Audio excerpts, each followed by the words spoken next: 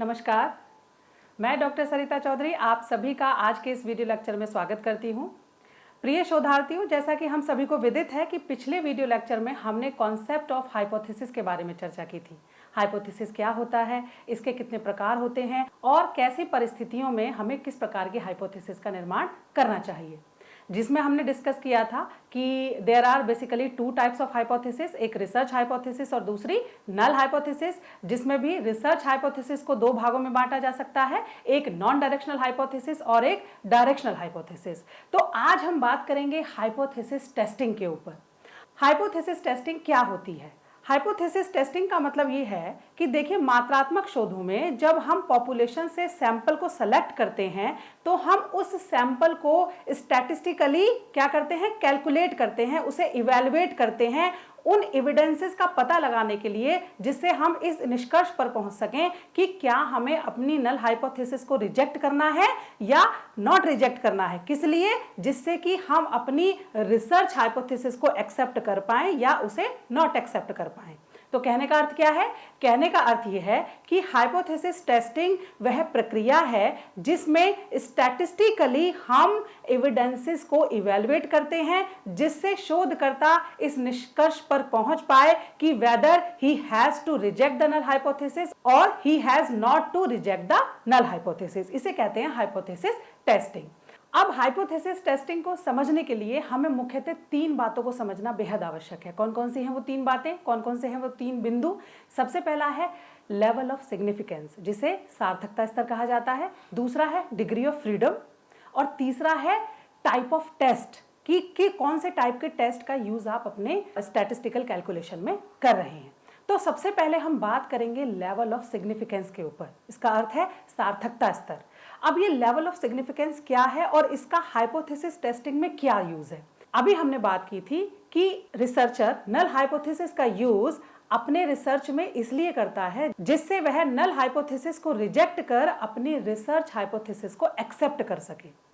अब जब हम बात करते हैं लेवल ऑफ सिग्निफिकेंस की, तो इसका अर्थ ये है कि रिसर्चर एक क्राइटेरिया को या एक लेवल को सेलेक्ट करता है जिस पर वह अपनी नल हाइपोथेसिस को रिजेक्ट करता है या नॉट रिजेक्ट करता है।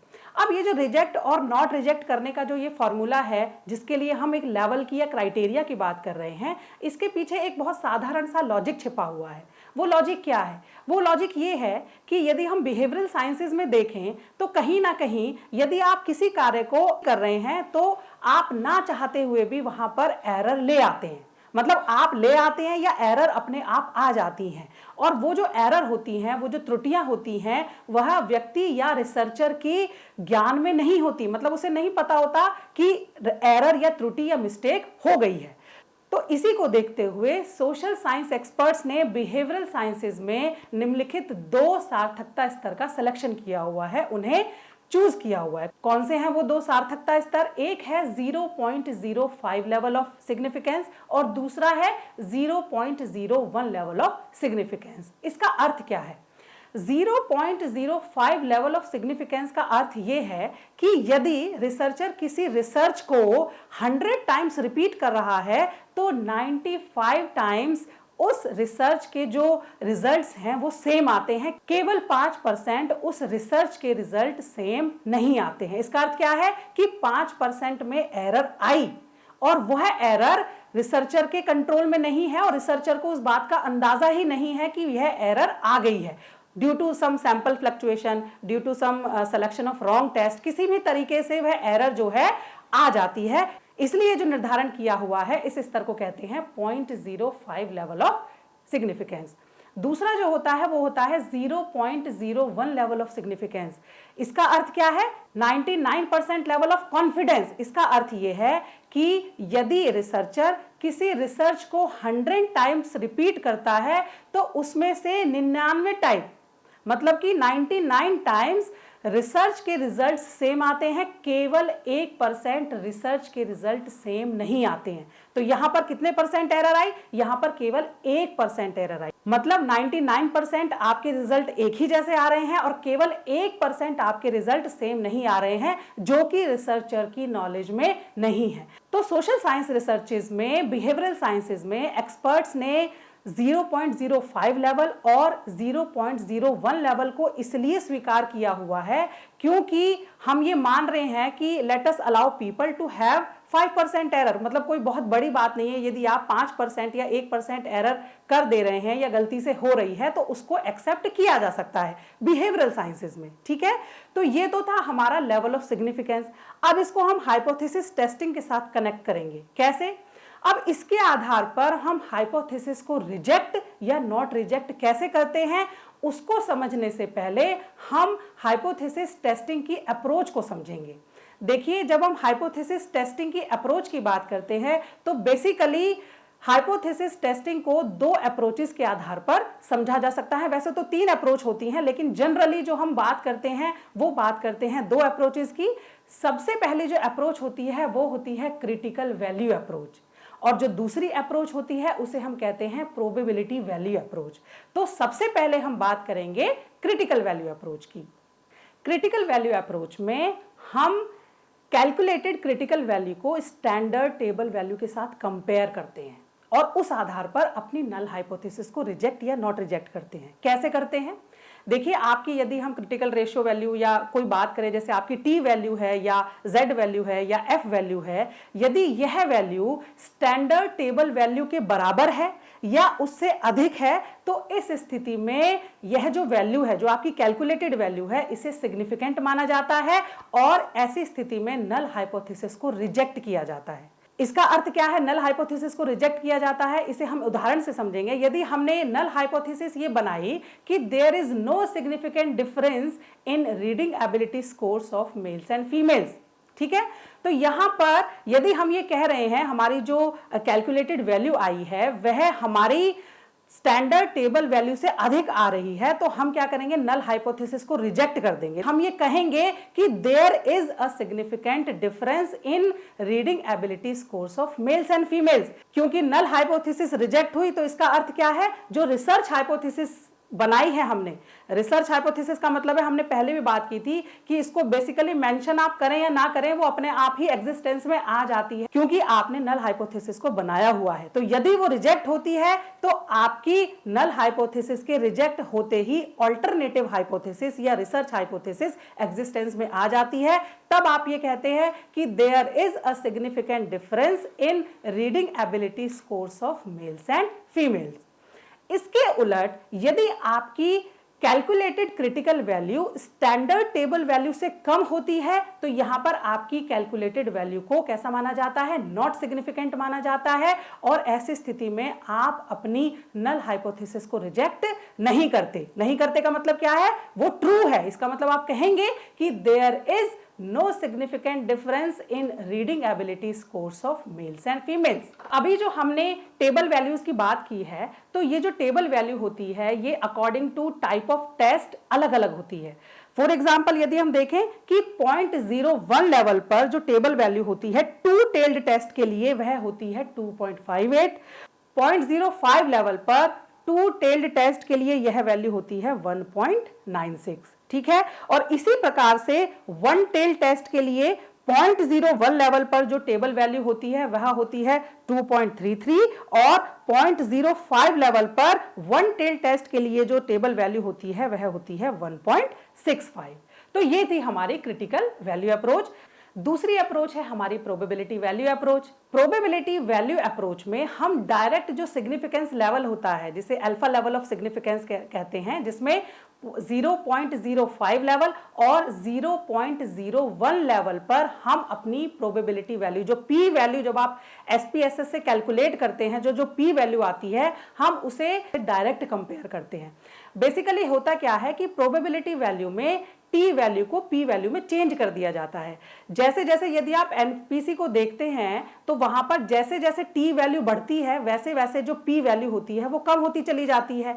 तो कहने का अर्थ है कि जब टेबल वैल्यू को लेंगे तो टेबल वैल्यू जैसे जैसे बढ़ेगी तो सिग्निफिकेंट लेवल आएगा, और प्रोबेबिलिटी अप्रोच में जैसे जैसे पी वैल्यू कम होती है वैसे वैसे ही हमारी वैल्यू के सिग्निफिकेंट होने के चांस बढ़ते चले जाते हैं। तो इसीलिए जो पी वैल्यू अप्रोच होती है यह टी जो क्रिटिकल वैल्यू अप्रोच है उसकी जस्ट उल्टी होती है। तो इसका अर्थ क्या हुआ, यदि हमारी पी वैल्यू, यदि हम एक लेवल ले रहे हैं 0.05 लेवल सपोज कीजिए, यदि हमारी P value 0.05 level of significance से कम है तो इसका अर्थ है our P value is significant at 0.05 level of significance. तो यहां पर इसका अर्थ क्या हुआ, यहां पर अर्थ यह हुआ कि there is a significant difference in reading ability scores of males and females. क्योंकि ऐसी स्थिति में हम क्या करेंगे, नल हाइपोथेसिस को रिजेक्ट कर देंगे। क्यों रिजेक्ट करेंगे, क्योंकि हमने अभी क्या कहा कि हमारी पी वैल्यू 0.05 लेवल से कम आई है। कम आई है इसका मतलब है कि हमारी पी वैल्यू कैसी है, सिग्निफिकेंट है। सिग्निफिकेंट है का तो अर्थ क्या हुआ कि हम इस दशा में अपनी नल हाइपोथेसिस को रिजेक्ट करेंगे। और नल हाइपोथेसिस को रिजेक्ट करने का मतलब क्या है कि जो हाइपोथेसिस हमने फ्रेम की थी कि मेल्स और फीमेल्स की रीडिंग एबिलिटीज में अंतर नहीं है, उसको खारिज किया जाता है, उसको रिजेक्ट किया जाता है। किसके फेवर में, in favour of alternative hypothesis. इसका अर्थ क्या हुआ कि there is a significant difference in reading ability scores of males and females. इसी तरह से यदि हमारी p वैल्यू 0.05 लेवल से अधिक आ जाती है, ठीक है, तो इस दशा में हम क्या करते हैं, हमारी जो p वैल्यू होती है वह नॉट सिग्निफिकेंट मानी जाती है, और ऐसी दशा में हम अपनी नल हाइपोथेसिस को रिजेक्ट नहीं करते, हम अपनी नल हाइपोथेसिस को रिटेन करते हैं। तो ऐसी स्थिति में हम ये कहते हैं yes there is no significant difference in reading ability scores of males and females. अब यहां पर हमें एक बहुत इंपॉर्टेंट बात को डिस्कस करना जरूरी है कि जब हम नल हाइपोथेसिस को रिजेक्ट नहीं करते हैं तो हम नल हाइपोथेसिस को एक्सेप्ट करना ये क्यों नहीं लिखते हैं। अधिकतर ये देखा जाता है कि कई बार हम अपनी डिसर्टेशन में या थीसिस में जब हमारी नल हाइपोथेसिस रिजेक्ट नहीं हो रही होती है तो हम उसको लिख देते हैं कि हमारी नल हाइपोथेसिस एक्सेप्ट होती है, मतलब स्वीकार की जाती है। लेकिन ये स्टेटमेंट गलत है। हमें कभी भी यह नहीं लिखना है कि our null hypothesis is accepted. हम क्या लिखते हैं, our null hypothesis is not rejected. ठीक है, एक्सेप्ट नहीं है, नॉट रिजेक्टेड है। इसका अर्थ क्या है, इसका अर्थ यह है कि हमें रिसर्च हाइपोथेसिस के फेवर में एविडेंसेस तो प्राप्त हुए हैं, मतलब हमें पता तो चला है कि रिसर्च हाइपोथेसिस हमारी कई बार सही सिद्ध हुई है, लेकिन क्योंकि रिसर्चर ने जो लेवल ऑफ सिग्निफिकेंस जो सेलेक्ट किया है वह 0.05 या 0.01 लेवल को डिसाइड किया है, इसलिए वह रिसर्च हाइपोथेसिस के जो एविडेंसेस हैं वे इस लेवल के क्राइटेरिया को फुलफिल नहीं कर पा रहे हैं। कहने का अर्थ यह है कि जिस दशा में हमारी नल हाइपोथेसिस नॉट रिजेक्ट होती है, इसका अर्थ यह है कि हमारी रिसर्च हाइपोथेसिस ट्रू है, लेकिन वह 95, यदि हम 0.05 लेवल की बात कर रहे हैं कि हमारी रिसर्च हाइपोथेसिस 95 से कम बार ट्रू सिद्ध हुई है ना। इसका मतलब है कि उसके डिफरेंसेस के एविडेंसेस तो हमें प्राप्त हुए हैं, लेकिन सफिशिएंट अमाउंट ऑफ डिफरेंसेस हमें प्राप्त नहीं हुए। क्यों नहीं हुए, क्योंकि हमने सेलेक्ट किया हुआ है कि 95% यदि हमारी रिसर्च हाइपोथेसिस ट्रू सिद्ध होती है उसी दशा में हम अपनी नल हाइपोथेसिस को रिजेक्ट करेंगे। यदि 95 से कम, फॉर एग्जांपल 94, 90, 85 या 80% भी हमारी रिसर्च हाइपोथेसिस सही सिद्ध होती है तो उस दशा में हम अपनी नल हाइपोथेसिस को रिजेक्ट नहीं कर सकते। तो इसका अर्थ यह है कि हम 100% ये नहीं कह सकते कि डिफरेंसेस नहीं है, डिफरेंसेस आए हैं, लेकिन क्योंकि हमने वो जो लेवल डिसाइड किया है उस लेवल की क्राइटेरिया को हमारी रिसर्च हाइपोथेसिस फुलफिल नहीं कर पा रही है, इसलिए हम ये कहते हैं कि hence null hypothesis is not rejected in favor of alternative hypothesis. इसका मतलब क्या है कि हम अपनी नल हाइपोथेसिस को रिटेन रखेंगे, क्या कि there is no significant difference in reading ability scores of males and females. यही कारण है कि कभी हम ये नहीं लिखते कि हमारी नल हाइपोथेसिस को स्वीकार किया जाता है, हम ये कहते हैं कि हमारी नल हाइपोथेसिस को रिजेक्ट नहीं किया जा सकता। ठीक, अब हम बात करेंगे दूसरे बिंदु के ऊपर जिसका नाम है डिग्री ऑफ फ्रीडम। ठीक है। अब ये डिग्री ऑफ फ्रीडम क्या है?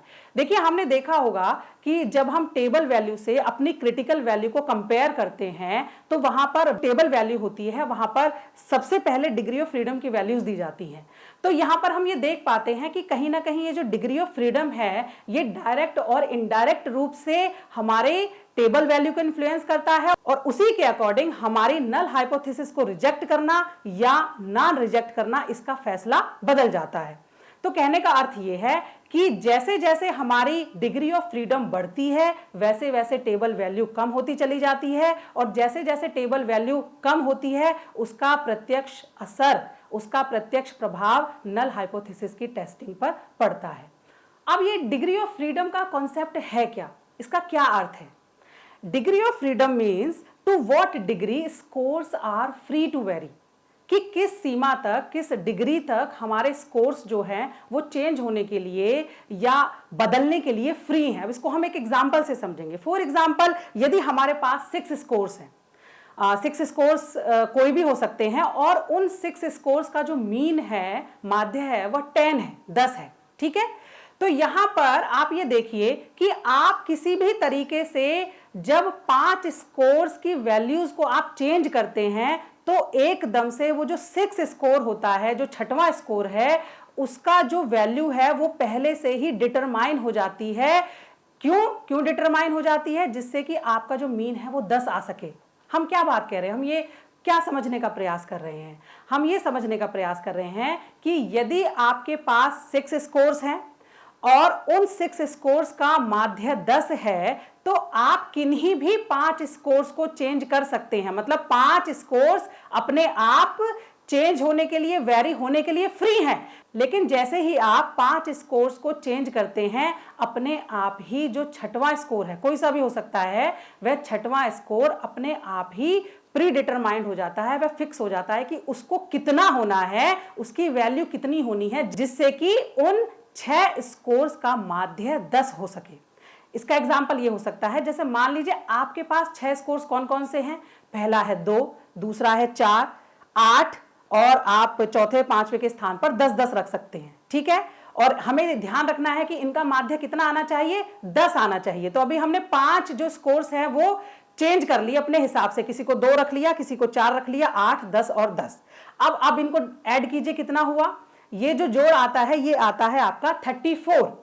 34 में कितनी वैल्यू को और ऐड किया जाए जिससे इन 6 स्कोर्स का मीन 10 हो सके? तो हम यहां देख रहे हैं कि यदि 34 में 26 को ऐड कर लिया जाए तो हमारा माध्य हमें 10 प्राप्त हो जाता है। तो यहां पर हम ये देख पा रहे हैं कि इन 6 स्कोर्स में से किन्हीं 5 स्कोर्स को तो चेंज होने की, वेरी होने की फ्रीडम है, लेकिन जैसे ही ये 5 स्कोर्स वेरी करते हैं, जो 6वां स्कोर है, कोई भी हो सकता है, वह अपने आप ही प्री डिटरमाइंड हो जाता है। किसके लिए? In order to be the mean 10, क्योंकि हमें मीन कितना चाहिए? हमें 10 चाहिए। तो इसका मतलब क्या है कि यदि इसको एक फॉर्मूले से हम डिनोट करना चाहें तो डिग्री ऑफ फ्रीडम का मतलब होता है degree of freedom is equal to n-1। n-1 का मतलब क्या है? Total available options minus total restrictions imposed. कितने हैं टोटल अवेलेबल ऑप्शंस हमारे? 6। रेस्ट्रिक्शन कितनी है? रेस्ट्रिक्शन मतलब जो चेंज नहीं हो सकता, कितने हैं वो? एक ही नंबर है जो हमारा चेंज नहीं हो रहा था, वो नंबर कौन सा है? 24। तो एक ही नंबर है, तो इसलिए 6 - 1 = 5। तो हम यहां पर देख पा रहे हैं कि इस डिस्ट्रीब्यूशन की जो डिग्री ऑफ फ्रीडम है वो कितनी है? 5। तो इसी से हम इस कंसेप्ट को जब हम हाइपोथेसिस टेस्टिंग के अंदर देखते हैं तो हाइपोथेसिस टेस्टिंग के अंदर जैसे जैसे डिग्री ऑफ फ्रीडम बढ़ती जाती है वैसे वैसे हमारा जो टेबल वैल्यू है वो कम होता चला जाता है और वह हमारे हाइपोथेसिस टेस्टिंग पर प्रभाव डालता है।